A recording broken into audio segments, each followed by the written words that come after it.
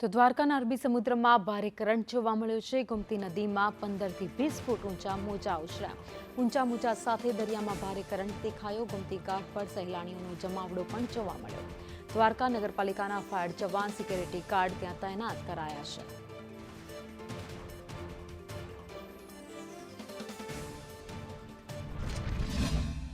હવામાન વિભાગની આગાહીને લઈને જે 27 તારીખ સુધી જે વાવાઝોડાની અસર હોય તો ક્યાંક ને ક્યાંક હું યાત્રાધામ દ્વારકાના અરબી સમુદ્ર આવેલો છે ને ખાસ કરીને ગોમતી ઘાટ છે। આપ જોઈ શકો છો મારી પાછળના દ્રશ્યો કે સંદેશ ન્યૂઝની ટીમ ગ્રાઉન્ડ ઝીરો રિપોર્ટ ઉપરથી પહોંચી છે ને આપ જોઈ શકો છો આ ઊંચા મોજા ગોમતી ઘાટમાં ઉછળી રહ્યા છે।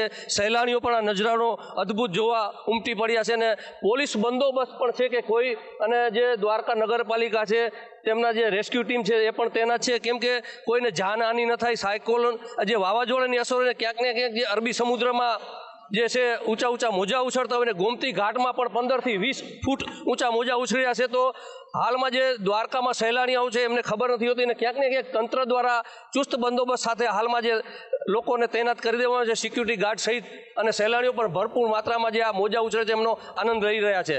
અનિલ લાલ, સંદેશ ન્યૂઝ, દ્વારકા।